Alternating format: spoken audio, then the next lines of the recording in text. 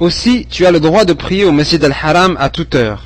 Le prophète sallallahu alayhi wa sallam a dit: n'empêche personne de prier à une heure, la nuit ou le jour, à tout moment, concernant al-Haram. Le Masjid al-Haram est une exception. Même le Masjid al-Nabawi n'est pas inclus dans cette exception, car le prophète sallallahu alayhi wa sallam ne l'a pas inclus dans le hadith. Dans les Sunan de Abi Daoud, on a un hadith que le prophète sallallahu alayhi wa sallam a récupéré al-Fajr après le lever du soleil. Donc, on bénéficie ici de ce hadith qui nous apprend comment récupérer nos prières. Mais il ne faut pas que ça devienne une habitude, jusqu'au délaissement.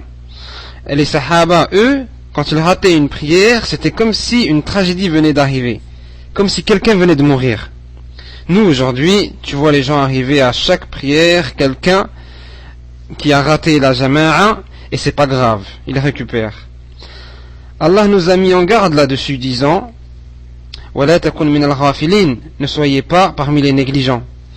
La raison pour laquelle on ne prie pas après Al-Fajr et le Asr, c'est parce que les gens adoraient le soleil à l'époque. Donc, en pratiquant ces interdictions, on ferme ouverture au polythéisme. Ces temps d'interdiction aussi ne s'appliquent pas à vendredi avant Al-Khutbah. Parce que le prophète sallallahu alayhi wa sallam a enseigné à ses compagnons ce que les gens ignorent aujourd'hui, et n'applique pas même les Tullab al-Ilm. Le cheikh dit: je vois Tullab al-Ilm négliger cette sunna. Premièrement, ils viennent en retard. Deuxièmement, au lieu de prier jusqu'à l'apparition du imam, je les vois s'asseoir et lire Surat al-Kahf. Et si c'était mieux de lire Surat al-Kahf jusqu'à l'apparition du imam, les Sahaba auraient été les premiers à le pratiquer. Qu'est-ce qui est meilleur? Prier jusqu'à ce que l'imam arrive, ou lire Surat al-Kahf? Sans doute, prier est meilleur, car notamment que la prière regroupe réciter le Coran, le dhikr, le sujoud, etc.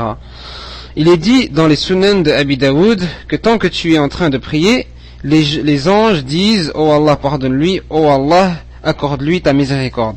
Donc prie, même si tu arrives à 7h30 du matin, la première heure de Jum'a, et pratique ce que les Sahaba pratiquaient. Et ceci même si réciter le Coran est permis de la même façon qu'on a demandé à Sheikh al-Albani: est-il permis de prier 21 rak'a pour Tarawih? Le Cheikh disait: non, c'est pas permis, mais malgré que cela n'est pas permis, on va dire que c'est permis, et le Cheikh disait, c'est ce que le Cheikh disait. Le Cheikh était contre délaisser ce qu'il y a de meilleur, et en plus faire ça tous les ans, 21. Peux-tu dire que c'est mieux de prier 21? Bien sûr que non. Tous les savants diront que 11 est le mieux pour ne pas le faire en contradiction avec le prophète sallallahu alayhi wa sallam, tous les ans en plus 21.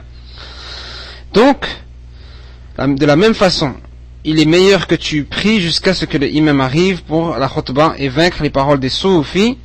Vous, ceux qui disent, les soufis, vous, les gens du hadith, vous êtes vraiment faibles en adoration. Regarde-nous, la première semaine de Rajab, on fait 1000 rak'at. Et vous faites quoi? Là, les Sahaba, ils ont contredit leurs paroles. Et le prophète sallallahu alayhi wa sallam disait que vous brûlez leurs prières avec les vôtres. Et il a aussi dit qu'ils sont les chiens de l'enfer, sallallahu alayhi wa sallam. Donc, ça ne veut pas dire que parce que tu excelles en adoration, que tu es dans le correct manhaj. C'est les innovateurs. C'est les innovateurs. Ils étaient forts en adoration, mais leur croyance annulait toutes leurs actions. Les gens du hadith, même si leurs adorations sont moins importantes, leur croyance élève leurs actions. Allah nous a bénis avec la compréhension de suivre le prophète sallallahu alayhi wa sallam. Allah a dit: obéis à Allah et obéis au messager. Celui qui suit, il est le plus béni par la miséricorde d'Allah. Donc vous, les frères d'Ahl Sunnah, venez tôt pour la Jum'a et priez jusqu'à ce que le imam arrive. Wallahu a'lam wa sallallahu ala nabiyyina Muhammad.